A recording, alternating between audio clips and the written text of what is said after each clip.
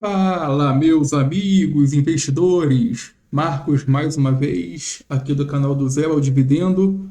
E hoje eu quero fazer a leitura do relatório gerencial da Marco Polo, a Pomo 4. Saiu aqui o resultado, né, do quarto trimestre de 2025. E nós que somos investidores, é sempre bom a gente estar dando uma olhada a cada 3 meses nesses relatórios, até para a gente fazer aqui uma análise do preço teto, né? Verificar ali os principais indicadores, o resultado financeiro, endividamento, enfim, entendermos como é que está a saúde financeira da empresa para vermos se vale a pena continuar investindo nela ou não, tá certo? Mas antes de falarmos sobre a apresentação do relatório, né, e dos resultados de 2025, eu gostaria de pedir que você curtisse esse vídeo, deixasse aqui abaixo o seu comentário e, por favor, compartilhe esse vídeo com o máximo de pessoas possíveis, porque isso ajuda no crescimento do canal. Pessoal, a Marco Polo, ela é fabricante, né, de carrocerias e chassis para ônibus. Então, o negócio dela é produzir ônibus, né? E aqui está os destaques de 2025. Uma receita líquida de 9,06 bilhões, um lucro bruto de 2,31 bilhões, uma margem bruta de 25,6%, o ROIC, que é o retorno sobre o capital investido, 24,1%, um lucro líquido de 1,24 bilhões e uma margem líquida de 13,6%. Aqui mostra a produção brasileira de ônibus, né? Ele cita que entre 2012 a 2024, a idade média da frota brasileira de ônibus passou de 8 para 11 anos,4 meses, né? O que significa dizer isso, pessoal? Nossa frota está velha e provavelmente, né, virão investimentos para a renovação dessa frota. Nesse slide aqui mostra a produção da Marco Polo, levando em consideração o quarto trimestre de 25, e ele também faz um comparativo com o quarto trimestre de 24. Então, aqui no Brasil, a produção de ônibus teve uma diminuição em 5,9% quando comparado o quarto trimestre de 25 com o quarto trimestre de 24. Porém, as exportações aumentaram em 30,9%, as unidades externas aumentaram em 2,7%, na África do Sul a produção diminuiu em 6,1%, mas na Austrália aumentou em 36,6%, na China aumentou em 141,9%, no México teve uma grande queda de 47,5% e na Argentina um aumento de 121,9%. Aqui ele fala da produção sobre o tipo de ativo, né? Carrocerias, que é aqui a laranjinha, e a azul é a Volare, que é carroceria mais chassi. Em 2024, quarto trimestre, quando a gente compara com o quarto trimestre de 25, a Volare houve uma diminuição, porém um aumento nas carrocerias quando a gente compara 2024 com 2025. A distribuição da receita líquida por segmento, né? Aqui a gente tem o segmento de banco, chassi, peças e outros, rodoviários, Volare, micros e urbano. Então, a distribuição da receita líquida,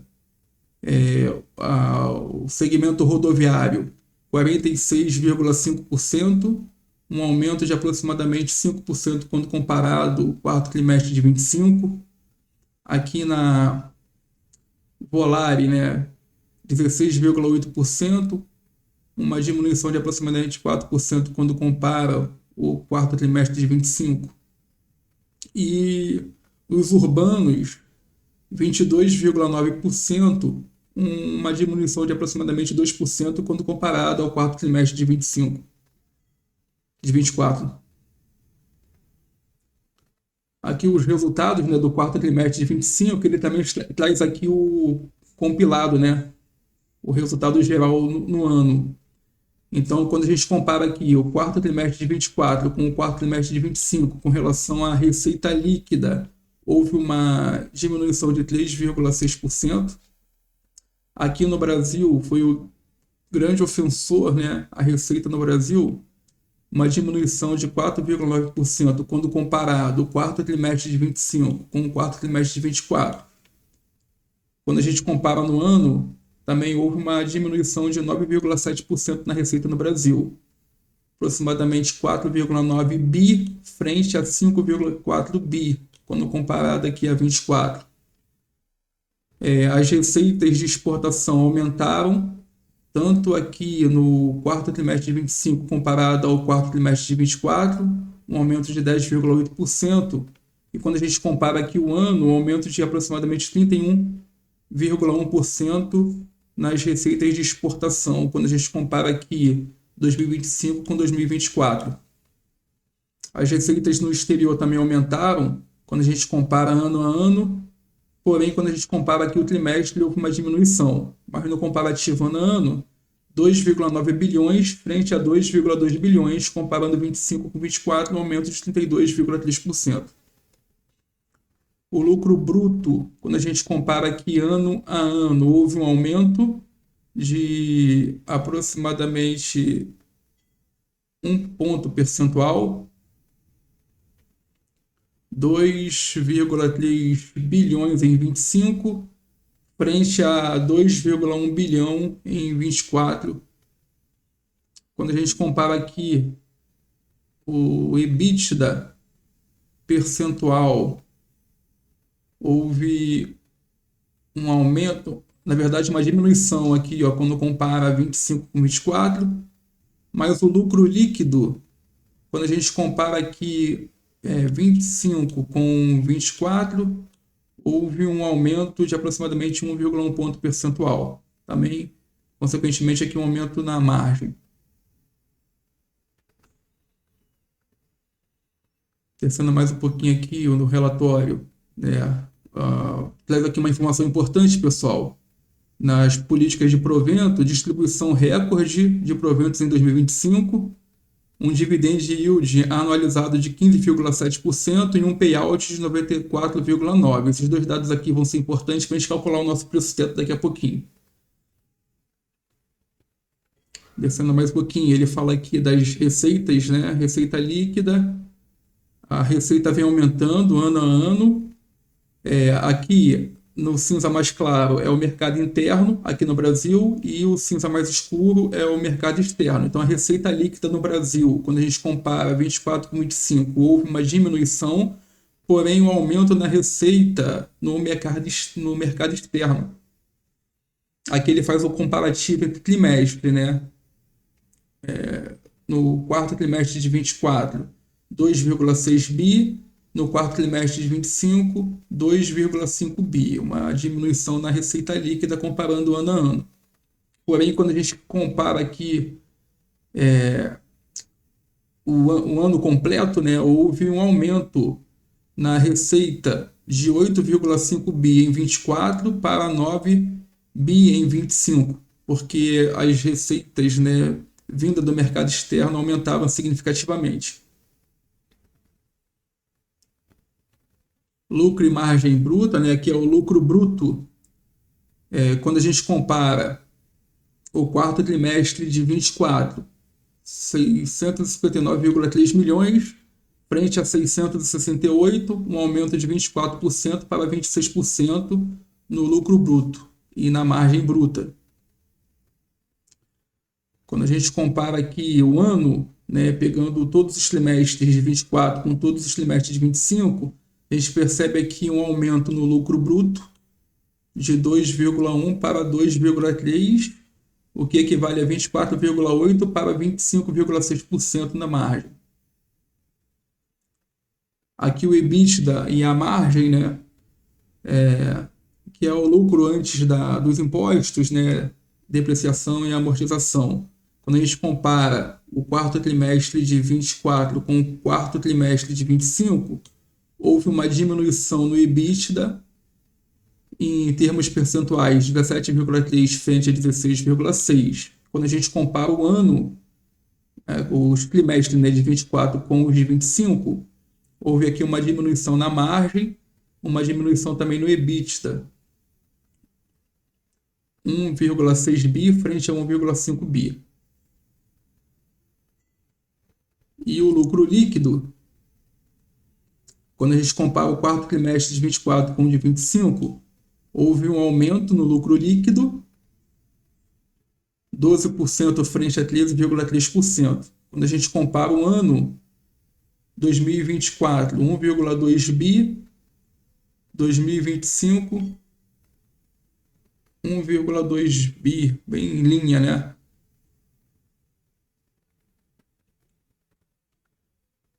O lucro líquido por ação em 2025, 0,996 de lucro líquido por ação.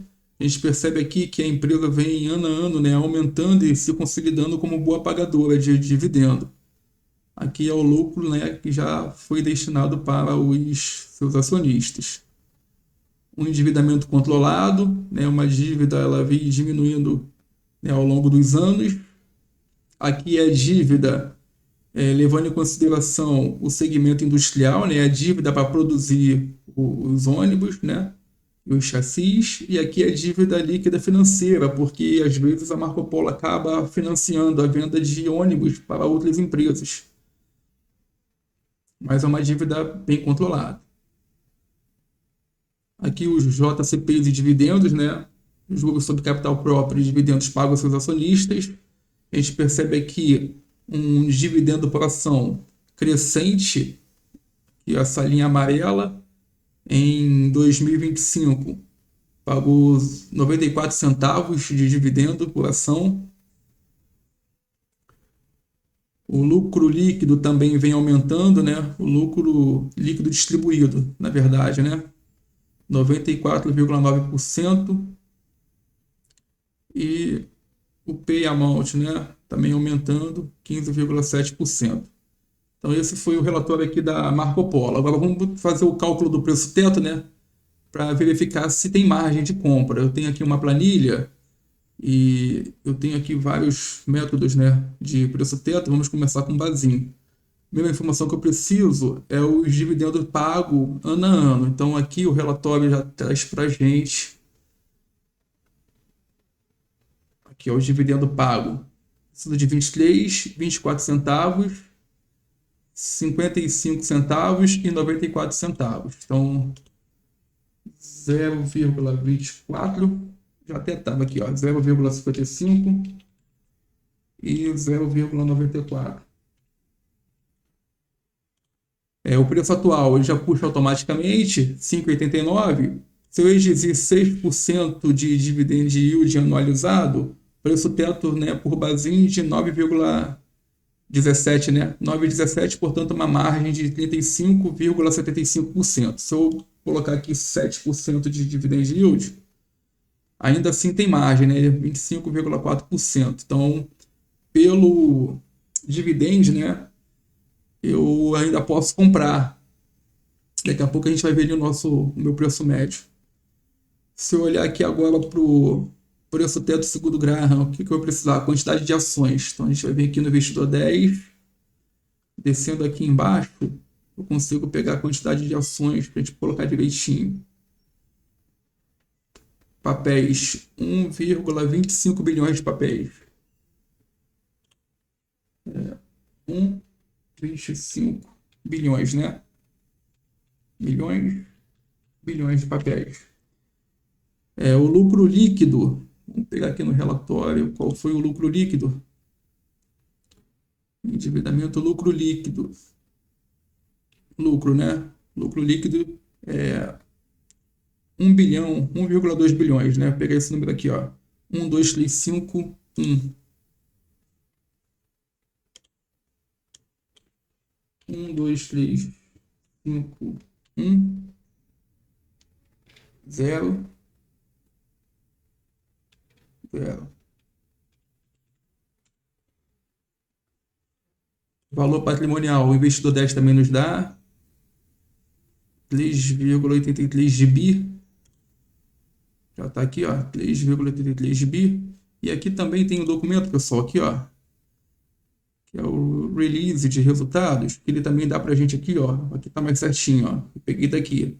Patrimônio líquido aqui, ó, 3,8 bi. É o valor que está lá na planilha. Com o preço atual, tá 5,89 por Graham, o preço teto vai para 8,60, então tem margem para compra também. Peter Lynch.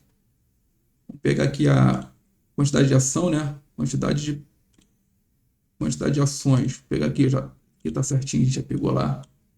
Um Ctrl C, vamos jogar aqui no Peter Lynch. Lucro líquido também tem aqui, ó, já tá lá certinho. Então, pelo Peter Lynch, tá aqui uma margem verdinha, né, um indicador de 8,37, então tá muito barata, né, pelo Peter Lynch. Preço teto de Gordon, vou pegar aqui os papéis, deixa eu ver se tá igualzinho. Quantidade de papel, vamos atualizar lá. Quantidade de papéis. Lucro líquido, vou pegar aqui o lucro líquido certinho.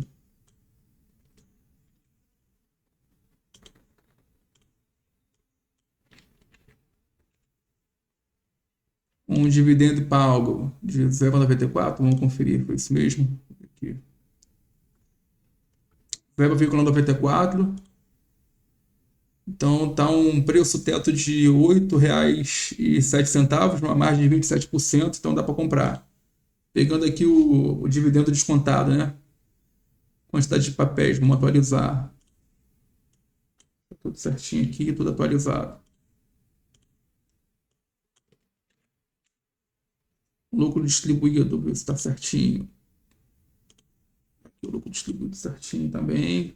Vamos atualizar tudo. 94 centavos de dividendo nos últimos 12 meses. Preço teto de 8,24, portanto, ainda tem margem para compra. 28,54%. E o projetivo, vamos pegar aqui o payout, né? Que dá para gente. O ROI, 30,7. ROI, 30,7 de ROI. Um payout, o relatório deu para gente essa informação.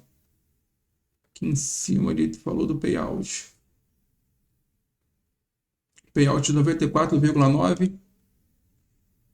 94,9.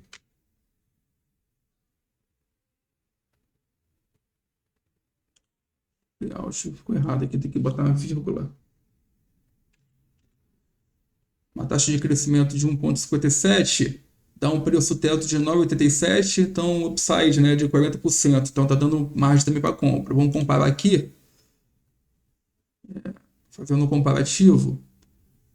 Por Bazin, preço teto 7,86, por Graham 8,60, por Gordon 8,7, pelo dividendo, né, descontado 8,24, preço teto projetivo 9, Peter Lynch dando sinalização de muito barata, então, portanto, sinalização de compra para Marco Polo. Aqui na minha carteira, ela tá, o meu preço médio não é esse, tá, pessoal? Deu algum erro aqui no investidor 10. O preço médio está 6 e pouquinho. Depois tem que ver aqui pela Clear para atualizar aqui. Aí eu venho aqui e tento botar ele manualmente porque não está puxando o preço médio certo, não. Preço atual de 5,89, vamos ver se é isso mesmo. Olhadinho, 5,90, 5,89. Eu tenho 68, né, ações, então dá para continuar comprando, tá descontado, né? Tá bom para poder aumentar aqui a posição. Tá certo, pessoal? Esse foi o vídeo, né, de análise da Marco Polo, uma ação que pertence aqui à minha carteira. Deixa aqui embaixo no seu comentário se você tem, se você vai continuar investindo. Curta esse vídeo, deixa aqui embaixo seus comentários e compartilhe com o máximo de pessoas possíveis. porque isso ajuda no crescimento do canal, tá certo? Forte abraço, pessoal. Até o próximo vídeo.